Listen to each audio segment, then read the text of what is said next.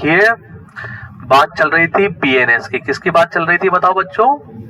Actual के अंदर PNS किस किस से बना होता है बताओ? क्रेनियल नर्व और साथ के साथ लिखेंगे आप लोग क्रेनियल प्लस स्पाइनल नर्व से, क्रेनियल प्लस स्पाइनल नर्व से। और पूरी बॉडी में फैली होती है आपकी दोनों नर्व। आई बात समझ में? ये क्या बनाती है? आपके जो पेरिफेरल नर्व सिस्टम है यही सोमेटिक नर्व सिस्टम है। यही क्या है बच्चों बताओ? हाँ, दोनों एक ही चीज है, चाहे पेरिफेरल का हो चाहे सोमेटिक का हो, एक ही चीज है, पूरी बॉडी में फैला है। सोमेटिक, सोमेटिक का मतलब है क्या होता है? बॉडी है ना। पेरिफेरल का मतलब दूर तक फैला हुआ। अब इसी पेरिफेरल में से हम लोग छाटते हैं ऑटोनोमिक को। किसको बताओ? तो ये ऑटोनोमिक नर्व सिस्टम क्या है? देखो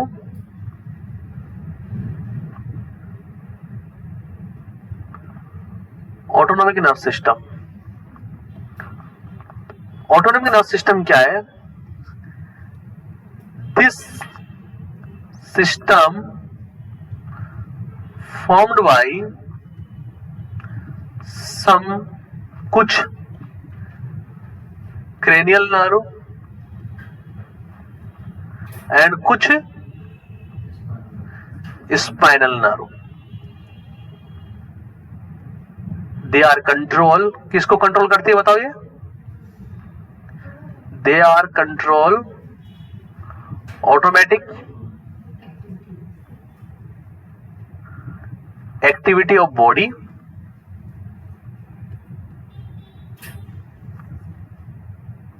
आगे बात समझ में? ऑटोनोमिक नर्व सिस्टम बात करेंगे। ऑटोनोमिक नर्व सिस्टम पे हम लोग बहुत काम की चीज।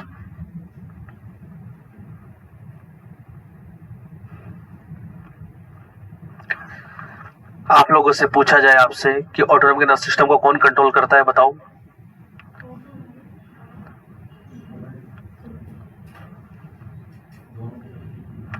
ऑटोनोमिक नर्व सिस्टम को कौन कंट्रोल करता है? सवाल को तो समझो, सवाल तो समझो कम से कम। ऑटोनोमिक नर्व सिस्टम को कौन कंट्रोल करता है?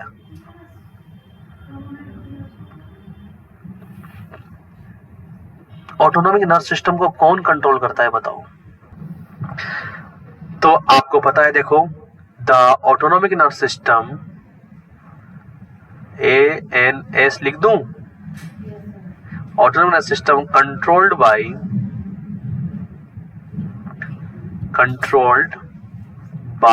किसके द्वारा कंट्रोल किया जाता है बताओ? हाइपोथैलेमस, हाइपोथैलेमस के द्वारा।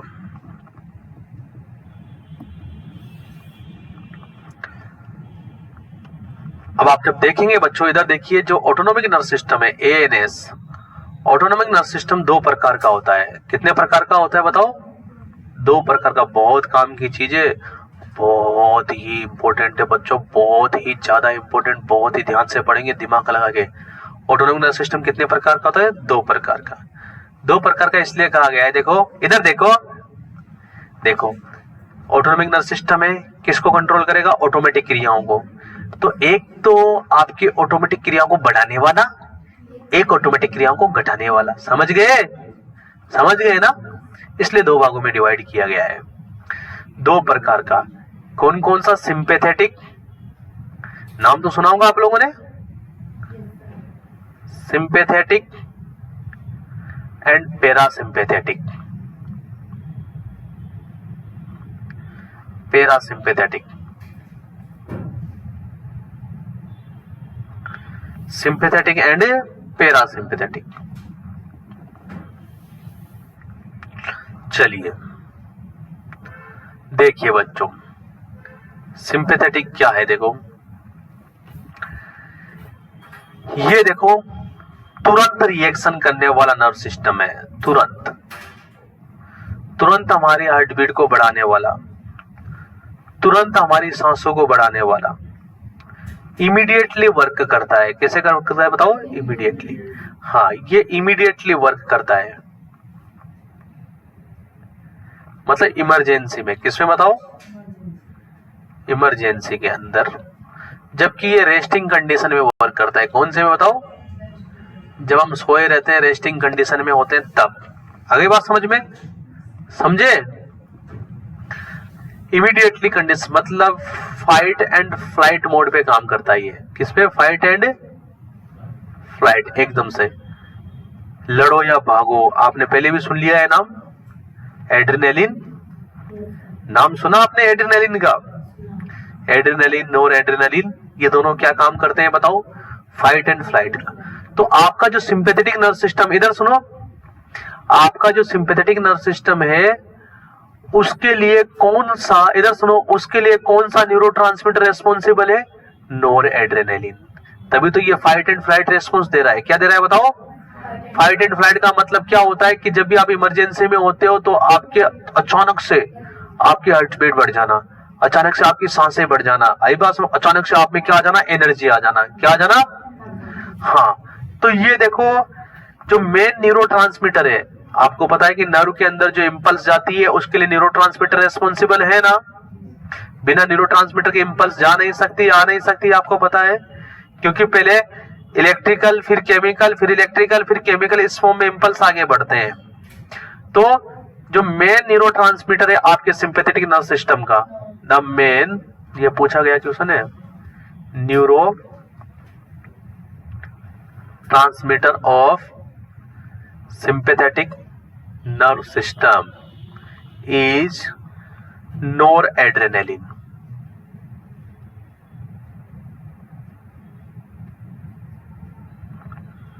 noradrenaline, आगे बात समझ में? इसी तरह से देखो, आपको बता दूं तो नोरएड्रेनालिन मेन न्यूरोट्रांसमीटर है, इसीलिए इसको क्या बोलते हैं हम लोग? एडनर्जिक सिस्टम भी कहते हैं। जो सिंपैथेटिक नर्व सिस्टम है इसको क्या कहा जाता है बताओ? एडनर्जिक सिस्टम। एडनर्जिक का मतलब एड्रेनालिन से चलने वाला। किससे चलने वाला? एड्रेनालिन से चलने वाला। याद रखिएगा, it is also known as adrenergic. Adrenergic system. Adrenergic system क्यों कहा गया बताओ इसको? क्योंकि किससे चलता है? एड्रेनालिन से। किससे? और एड्रेनालिन से, कौन से एड्रेनालिन से बताओ? नोर एड्रेनालिन। नोर एड्रेनालिन का दूसरा नाम पता है? नोरेपिनेफ्रिन। क्या है बताओ? नोरेपिनेफ्रिन। बात करते हैं, इधर देखो, पैरासिम्पैथेटिक की तरफ आता हूं मैं। तो इसका जो मेन न्यूरोट्रांसमीटर है पैरासिम्पैथेटिक का, the main neurotransmitter, main neurotransmitter है वो है एसीएच। एसीएच की फुल फॉर्म क्या है बताओ? हाँ, एसिटाइल कोलिन है ना। और इसीलिए इस सिस्टम को हम लोग कोलिनर्जिक सिस्टम भी कहते हैं। क्या बोलते हैं इसको? क्या बोला जाता है? एडनर्जिक सिस्टम इसको। हाँ, इट इज आल्सो नोन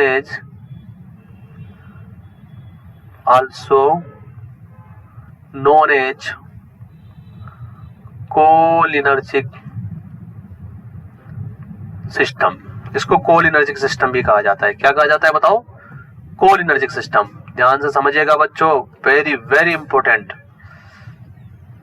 अब देखो, इसके लिए देखो सिंपैथेटिक नर्व सिस्टम के लिए कौन कौन सी नर्व रेस्पॉन्सिबल है? आपको पता है कि स्पाइनल और क्रेनियल नर्व में से कुछ नर्व जो है ऑटोमेटिक क्रियाओं पर नियंत्रण रखती है, उसी को क्या बोलते हैं? Automatic nerve system. तो जो आपकी नर्व रेस्पॉन्सिबल होगी या तो स्पाइनल नर्व या क्रेनियल नर्व, उन्हीं में से निकालेंगे हम लोग। तो आपकी जो सिंपैथेटिक नर्व सिस्टम है या सिंपैथेटिक नर्व सिस्टम के लिए सिंपैथेटिक और पैरासिम्पैथेटिक किसके पार्ट है बताओ? ऑटोनॉमिक नर्व सिस्टम के। क्या क्या है सिंपैथेटिक पैरासिम्पैथेटिक? ये ऑटोनॉमिक नर्व सिस्टम ही है। सिंपैथेटिक एक तो जो है आपकी चीजों को बढ़ाने वाला, एक चीजों को कम करने वाला। आगे बात समझ में? अब कौन कौन सी चीजों को बढ़ाता है, कौन सी को कम करता है, हम आगे लिखेंगे। इसलिए इनको दो भागों में बांटा गया है। एक तो जो है आपकी ऑटोमेटिक क्रियाओं को बढ़ाने वाला है, एक आपकी ऑटोमेटिक क्रियाओं को कम करने वाला है। आगे बात समझ में क्लियर है? एक तो ऑटोमेटिक क्रियाओं को बढ़ाने वाला, एक कम करने वाला है। आई बात समझ में? तो आपके पास में दो प्रकार का ऑटोनॉमिक नर्व सिस्टम है। कितने प्रकार का? Sympathetic and parasympathetic. Sympathetic nerve system का दूसरा नाम क्या है बताओ? एडनर्जिक भी है। और ये कौन से न्यूरोट्रांसमीटर की वजह से होता है? नोरएड्रेनालिन की वजह से। जबकि ये किसकी वजह से? एसिटाइलकोलिन की वजह से होता है। इसलिए इसका दूसरा नाम क्या है? कोलिनर्जिक भी है। क्या है बताओ? ये कब काम करता है? फाइट एंड फ्लाइट मोड पे, इमरजेंसी में। किसमें? और ये रेस्टिंग कंडीशन में। किसमें बताओ? हाँ, अब देखो कौन कौन सी नर्व जो है आपके सिंपैथेटिक नर्व सिस्टम के लिए काम करती है। इट हैज या it involved 14 pair of spinal nerve, only spinal nerve आती है इसमें। क्या आती है बताओ बच्चों, कितनी जोड़ी? 14 जोड़ी स्पाइनल नर्व आती है। कौन कौन सी 14 जोड़ी? देखो आपके पास में T1 से लेकर L2 तक की 12 तो कौन हो गई? थोरेसिस। 2 कौन हो गए? लंबर। 12 और 2 14 नर्व। कितनी हो गई? 14 जोड़ी हो गई ना। थोरेसिस कितनी होती है बताओ? 12 होती है। लंबर कितनी होती है? 5 होती है। 5 में से 2 आ गई इसमें, और थोरेसिस पूरी की पूरी T1 से लेकर L2 तक हो गया ना। 12 तो कितनी? थोरेसिस, और 2 कौन? लंबर। कितनी हो गई? 14 हो गई। तो आप लोगों से पूछा जाए कि सिंपैथेटिक नर्व सिस्टम के अंदर जो है कितनी नर्व काम करती है? 14 पेयर। कितनी? कौन से बताओ, स्पाइनल या क्रेनियल? स्पाइनल। आई बात समझ में? इधर देखो आप लोग, इट इन्वॉल्व, जबकि पैरासिम्पैथेटिक जो नर्व सिस्टम है इसके अंदर कौन कौन सी नर्व इन्वॉल्व है? It involve 7 pairs nerve. कितनी बताओ? 7 पेयर्स। इसके लिए कितनी बताओ? 14 पेयर। इसके लिए कितनी? 7। कौन कौन से 7 पेयर? देखो देखो, जिनमें से 3, 7, 9 और 10 तो क्रेनियल नर्व ये इन्वॉल्व होती है इसके अंदर। 4 तो ये, 4 जोड़ी तो ये हो गई, और 3 जोड़ी स्पाइनल नर्व। कौन कौन सी? S2, S3 और S4। ये 3 जोड़ी स्पाइनल, ये दोनों मिलकर आपके बनाती है पैरासिम्पैथेटिक। क्या बनाती है बताओ? पैरासिम्पैथेटिक। समझ गए? 4 जोड़ी तो क्रेनियल नर्व इन्वॉल्व होती है, और 3 जोड़ी क्या होती है बताओ? Spinal nerve. क्या बताओ? स्पाइनल। और इसमें ओनली क्या होती है? Only spinal nerve. कौन होती है? ओनली। हाँ, अब देखो हमारे पास सिंपैथेटिक और पैरासिम्पैथेटिक इफेक्ट देखते हैं हम लोग कि सिंपैथेटिक नर्व सिस्टम की वजह से कौन से इफेक्ट आते हैं और पैरासिम्पैथेटिक नर्व सिस्टम की वजह से कौन से इफेक्ट आते हैं। बात करेंगे हम लोग effect on different body system of autonomic nerve system. Effect on different body system of autonomic nerve system. बात करते हैं इफेक्ट की। देखिए आपके पास में एक तब तो आप लिख देंगे sympathetic nerve system,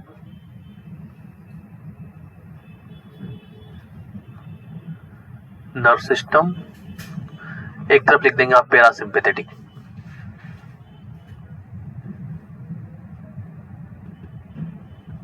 nerve system, बीच में खींच देंगे line.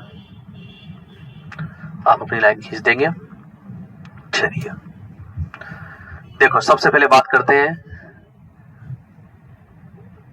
On cardiovascular system. Sympathetic nerve system जो है कार्डियोवास्कुलर सिस्टम पे क्या इफेक्ट डालता है?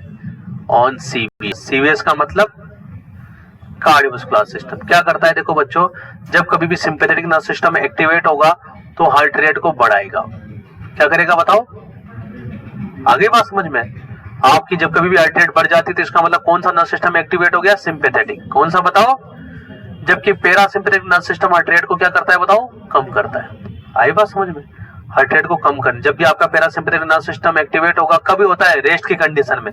ये इमरजेंसी कंडीशन में ये रेस्ट। जब आप रेस्टिंग कंडीशन में होते हो आपकी हार्ट रेट बढ़ती है, घटती है? कम हो जाती है ना, क्योंकि आप आराम से हो ना। कौन कम करता है उस टाइम पे? Parasympathetic nerve system.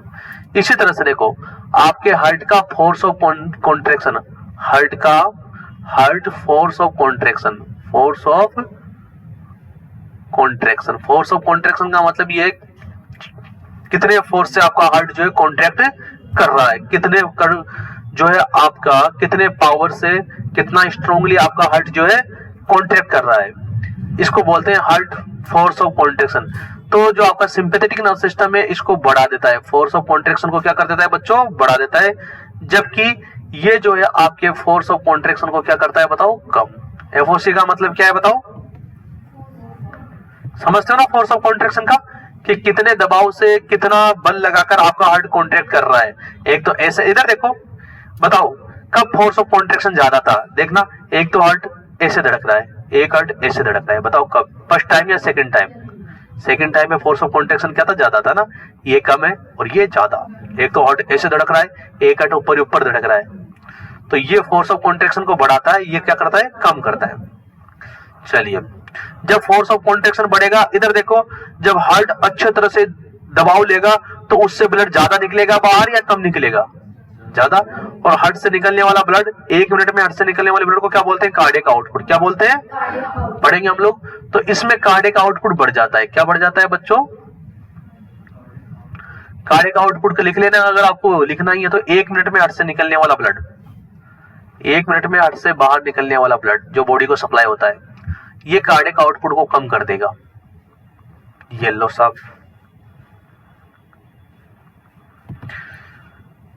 और क्या करेगा, बीपी का क्या करें, देखो ये आपके कोजेज पेरिफेरल वासोकॉन्स्ट्रिक्शन क्या कर देगा बताओ, पेरिफेरल वासोकॉन्स्ट्रिक्शन। वासोकॉन्स्ट्रिक्शन का मतलब जो ब्लड वेसल से उनको सिकुड़ देगा। तो जब ब्लड वेसल सिकुड़ जाएगा तो बीपी क्या होगा बताओ, बीपी बढ़ जाएगा, बीपी बढ़ जाएगा। जब पाइप की मोटाई कम होगी तो बीपी बढ़ जाएगा, और ये बीपी को क्या करता है बताओ, कम करता है। आ गई बात समझ में, हाँ। लेकिन एक बात ध्यान रखना, कौन से बताओ, पेरिफेरल वासोकॉन्स्ट्रिक्शन करवाता है, कौन सा। अगर आप हार्ट की वेसल्स की बात करेंगे, कोरोनरी आर्टरी की, किसकी बताओ, हाँ, कोरोनरी आर्टरी को डायलेट करेगा। ये क्या करेगा, कोरोनरी आर्टरी को डायलेट। बाकी जितनी भी आर्टरियां हैं उन सबको क्या करेगा, कॉन्स्ट्रिक्शन करेगा। क्या करेगा, ओनली कोरोनरी आर्टरी को डायलेट करता है। किसको डायलेट करता है, कोरोनरी आर्टरी को। जबकि ये कोरोनरी आर्टरी को कॉन्स्ट्रिक्ट करता है। कोरोनरी आर्टरी जानते हो ना कहां होती है, हाँ, कोरोनरी आर्टरी का कॉन्स्ट्रिक्शन करता है, बाकी सबका क्या करता है, डायलेशन। ये बीपी को कम करता है, ये बीपी को बढ़ाता है। चलिए, रेस्पिरेटरी सिस्टम पे क्या फर्क पड़ता है देखो दोनों का, ऑन रेस्पिरेटरी सिस्टम।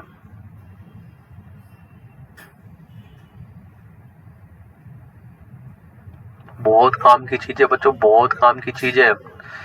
देखो ये क्या करता है, increase respiratory rate. Respiratory rate को क्या करता है बच्चों बताओ, इंक्रीज करता है। और जबकि ये क्या करेगा बताओ, दूसरे वाला decrease respiratory rate, decrease respiratory rate.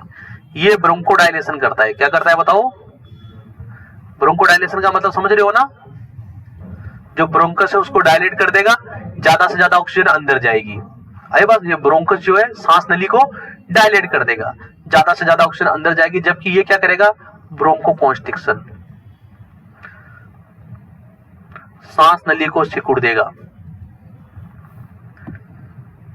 चलिए उसके बाद बात करते हैं, देखो ध्यान देना मेरी बात को, बात करते हैं ऑन आई। आई पे क्या इफेक्ट पड़ेगा, मैं आपको भी एक छोटी सी ट्रिक बताऊंगा, पूरा सीख जाओगे आप।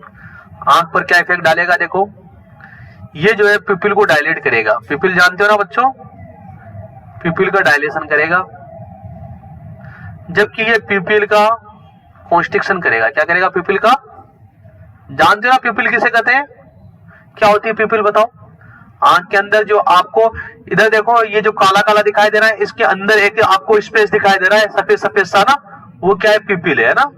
आंख के अंदर जो काला काला है उसके बीचों बीच एक स्पेस है, देखना आप लोग, व्हाइट व्हाइट कलर का एक स्पॉट है, वो क्या है, पिपिल है। तो ये तो आपके पिपिल को डायलेट कर देगा सिंपैथेटिक नर्व सिस्टम, और पैरासिम्पैथेटिक क्या कर देगा, पिपिल को सिकुड़ देगा। कॉन्स्ट्रिक्शन का मतलब सिकुड़ देना, डायलेशन का मतलब, डायलेशन का मतलब हाँ चौड़ा कर देना। चलिए आगे, अब देखो मैं आपको एक बात बता दूं बच्चों, अब आपसे पूछा जाए ऑन जीआईटी, इधर देखो, एक तो जीआईटी पूछे आपके पास में, ऑन इधर देखो यूरिनरी सिस्टम, ये देखो बहुत बड़ी बात बता रहा हूं, इधर देखो। तो आपको एक बात बताऊंगा मैं, उसके बाद आगे चलेंगे। देखो इधर देखो, देखो अब बहुत बड़ी बात याद रखेंगे, D D L S U, ये बात याद रख लेंगे, D D L S U. इधर देखो ये सारी चीजें कम होती है सिंपैथेटिक में। क्या कम होती है, ये नाम याद है सिंपैथेटिक में, ये सबको याद है हमारे हर बैच वाले बच्चों को। सिंपैथेटिक नर्वस सिस्टम में ये सारी चीजें कम होती है, बाकी सब बढ़ती है। बाकी सब देखा आपने, पिपुल का भी डायलेशन हो रहा है, हार्ट रेट भी बढ़ रही है, फोर्स ऑफ कॉन्ट्रैक्शन भी बढ़ा रहा है, आपके रेस्पिरेटरी भी बढ़ा रहा है, आपके जो है बीपी भी बढ़ा रहा है। कौन सी चीजें कम होती है? DDLS। अब ये क्या है? दिल वाले दुल्हनिया ले जाएंगे शाहरुख, आगे खान नहीं है, बस शाहरुख तक ही हो गया, यू आ गया ना, है ना, यूरोप ले जाएंगे ना, तो यूरोप ले जाए। देखो इसका मतलब ये है, इस डी का मतलब डाइजेशन, डी का मतलब आपका जब भी सिंपैथेटिक नर्वस सिस्टम एक्टिवेट होगा, डाइजेशन क्या हो जाएगा? कम। आगे बात समझ में? बाकी सारी चीजें बढ़ती है लेकिन डाइजेशन क्या हो जाएगा? कम। इस डी का मतलब डिफिकेशन, डिफिकेशन का मतलब होता है स्टूल पास करना, मतलब आपके सिंपैथेटिक नर्वस सिस्टम एक्टिवेट होगा तो डिफिकेशन क्या हो जाएगा? कम। डिफिकेशन कम होने का मतलब कॉन्स्टिपेशन क्या हो जाएगा? इस एल का मतलब है लेक्रिमेशन, मतलब आंसू बाहर निकलना, आंसू क्या आएंगे? कम आएंगे आपके, जब भी सिंपैथेटिक नर्वस सिस्टम एक्टिवेट होगा आंसू क्या आएंगे? कम। इस एस का मतलब है सलाइवेशन, सलाइवा कम हो जाएगा, सलाइवा क्या हो जाएगा? कम। इस यू का मतलब है यूरिनेशन। बस ये 1 2 3 4 5, ये 5 चीजें कम होती है, बाकी सब आपको बस एग्जाम के अंदर एग्जाम में पूछता है 4 ऑप्शन देके कि इनमें से कौन सा सिंपैथेटिक इफेक्ट नहीं है, इनमें से कौन सा पैरासिम्पैथेटिक इफेक्ट नहीं है। आप जब क्वेश्चन प्रैक्टिस करोगे तब दिखेंगे आपको, तो आपको 4 चीजें दे देगा, हार्ट रेट बढ़ना, रेस्पिरेटरी रेट बढ़ना, इधर सुनो मेरी बात को, हार्ट रेट बढ़ना, रेस्पिरेटरी रेट बढ़ना, कार्डियक आउटपुट बढ़ना, और आपके लिखा हुआ यूरिन आउटपुट बढ़ना। तो यूरिन आउटपुट बढ़ना नहीं है सिंपैथेटिक इफेक्ट, जबकि यूरिन आउटपुट क्या होता है? कम। तो ये याद रख लेंगे, DDLSU में क्या कम होता है? ओनली सिंपैथेटिक नर्वस सिस्टम में क्या कम होता है? Only DDLSU। तो आपके पास में देखो GIT पे क्या इफेक्ट पड़ेगा सिंपैथेटिक का? सबसे पहले डाइजेशन क्या हो जाएगा बताओ? कम। डाइजेशन क्या हो जाएगा? कम। और डिफिकेशन भी क्या हो जाएगा बच्चों? कम हो जाएगा। डाइजेशन कम हो जाएगा मतलब आपके डाइजेशन से रिलेटेड जो भी चीजें सब कम हो जाएगी। आई बात समझ में? सलाइवेशन भी क्या हो जाएगा बताओ? कम। सलाइवा भी कम आएगा। एसिड का सिक्रेशन भी क्या हो जाएगा बच्चों बताओ? जो एसिड निकलता है आपके GIT वो भी क्या हो जाएगा? कम। आपसे पूछा जाए कि जो डाइजेस्टिव जूस निकलता है, डाइजेस्टिव एंजाइम निकलते हैं, वो भी क्या हो जाएंगे? कम। GIT की हर चीज कम हो जाएगी, GIT की हर चीज कम हो जाएगी, और यहां पर GIT की हर चीज बढ़ जाएगी। बताओ यहां पर क्या होगा? कॉन्स्टिपेशन या डायरिया? अरे इधर और इधर क्या होगा?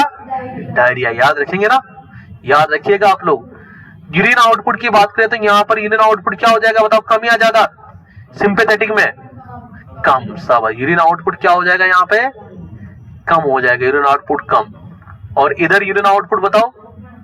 बढ़ जाएगा यूरिन आउटपुट।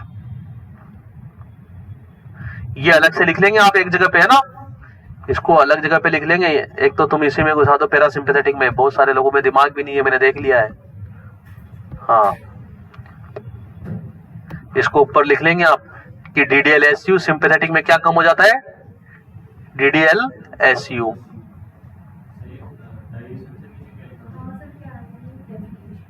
डिफिकेशन, डिफिकेशन का मतलब क्या होता है बताओ? सब लिख रहे होंगे साथ के साथ, बहुत ऐसा तो सब बात मानते हैं मेरी, और सब साथ के साथ लिख रहे होंगे कि डिफिकेशन का मतलब स्टूल पास करना है।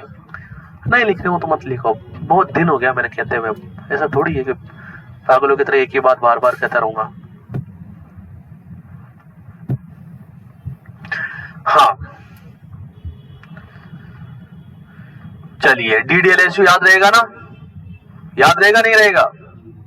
साइड में लिख लिया होगा आप लोगों ने, फुल फॉर्म भी लिख ली होगी DDLSU की, कि D4 क्या है, D4 क्या है, D4 क्या है, L4 क्या है, U4 क्या है ना। चलिए अब देखो आपके पास में यहां पर देखेंगे एक बात का, लेक्रिमेशन बताओ सिंपैथेटिक नर्वस सिस्टम में कम होता है या बढ़ता है? लेक्रिमेशन का मतलब क्या है बताओ? कम हो जाएगा ना। हाँ, ये आप लोग एक साइड में लिख ही लेंगे बच्चों कि DDLSU हाँ सिंपैथेटिक नर्वस सिस्टम में कम हो जाते हैं। DDLSU की फुल फॉर्म यही है मेन चीज, जिसने ये याद कर लिया ना, कम से भी कम कितनी टेंशन खत्म हो गई उसकी, 10 दिन की टेंशन। इतनी चीजें यहाँ पे आके टकराएगी आपके। 10 दिन की पढ़ाई देखना आप जब पढ़ोगे तब। फिर मैं वापस पूछूंगा वहां पे, फिर तुम मुंह लटकाओगे, तुम्हें कुछ आता जाता तो है नहीं। चलिए आगे देखो, ऑन स्किन पे क्या फर्क पड़ेगा। सिंपैथेटिक का देखता हूं सबसे पहले। देखो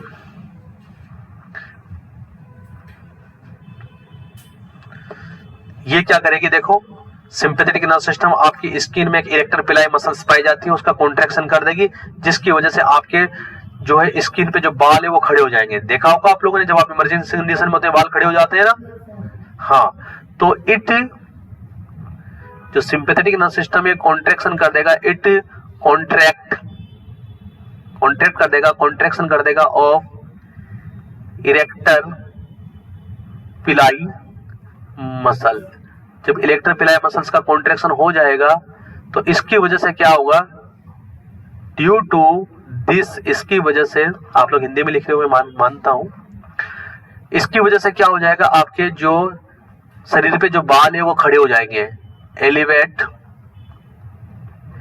हेयर ऑफ बॉडी, शरीर के बाल खड़े हो जाएंगे, जिसे आप लोग क्या कहते हो, पूछा जाता है क्वेश्चन, शरीर के बाल खड़े हो जाना क्या कहलाता है, गूस बम्प। गूस बम्प आई बात समझ में, क्या कहा जाता है बताओ, गूस बम्प। अब आपसे पूछा जाएगा सर पैरासिम्पैथेटिक पे स्किन पर पैरासिम्पैथेटिक का क्या इफेक्ट होगा, नो इफेक्ट, किसी प्रकार का कोई इफेक्ट नहीं होगा स्किन पर, इसका स्किन पर इसके रिसेप्टर नहीं होते पैरासिम्पैथेटिक के। कि सर रिप्रोडक्शन पे, ऑन रिप्रोडक्शन का मतलब जानते हो ना, सेक्सुअल ऑर्गन पे क्या फर्क पड़ेगा। अगर आपका सिंपैथेटिक नर्व सिस्टम एक्टिवेट हो गया तो इजेकुलेशन हो जाएगा। इजेकुलेशन का मतलब होता है स्पर्म निकलना, इजेकुलेशन हो जाएगा। क्या हो जाएगा, इजेकुलेशन। और अगर पैरासिम्पैथेटिक नर्व सिस्टम एक्टिवेट होगा तो इरेक्शन, इरेक्शन का मतलब होता है पेनिस का इरेक्ट हो जाना, इरेक्शन, समझ गए। तो बच्चों ये आप लोगों ने देखा sympathetic and parasympathetic nerve system के बारे में कि क्या क्या इफेक्ट होते हैं सिंपैथेटिक और पैरासिम्पैथेटिक नर्व सिस्टम की वजह से, कौन कौन सी नर्व जो है सिंपैथेटिक बनाती है, कौन कौन सी नर्व पैरासिम्पैथेटिक बनाती है, आप लोगों ने देखा नहीं देखा। एक बार रिवाइज करेंगे, उसके बाद देखना क्वेश्चन करेंगे आप लोग, और बहुत सारे क्वेश्चन है हर किताब के अंदर, चाहे PR यादव ले लो, चाहे टारगेट हाई ले लो, बड़ी से बड़ी किताब ले लो। ऑटोनॉमिक नर्व सिस्टम बहुत इंपॉर्टेंट है, जब आप फार्माकोलॉजी पढ़ेंगे तब भी बहुत इंपॉर्टेंट है। फार्माकोलॉजी के अंदर भी बहुत सारी दवाइयां देखो पैरासिम्पैथेटिक नर्व सिस्टम को इफेक्ट डालती है, बहुत सारी दवाइयां सिंपैथेटिक नर्व सिस्टम पे इफेक्ट डालती है। जब सिंपैथेटिक नर्व सिस्टम पे इफेक्ट डालेगी दवाइयां तो सिंपैथेटिक इफेक्ट आएंगे। कौन से आएंगे, सिंपैथेटिक इफेक्ट में क्या क्या है, हार्ट रेट का बढ़ना, पल्स का बढ़ना, BP बढ़ना, ब्रोंकोडायलेशन, पिपिल का डायलेट हो जाना, पिपिल का डायलेट, और जो है स्किन के जो हेयर से उनका खड़ा हो जाना, गूस बम्प हो जाना। और GIT पे क्या इफेक्ट डालेगा बताओ सिंपैथेटिक वाला, डाइजेशन कम हो जाना, आई बात समझ में, कॉन्स्टिपेशन हो जाना, डिफिकेशन कम हो जाना, सलाइवेशन कम हो जाना, लेक्रिमेशन कम हो जाना, यूरिनेशन कम हो जाना। DDLSU, दिल वाले दुल्हनिया ले जाएंगे, शाहरुख खान हीरो बना।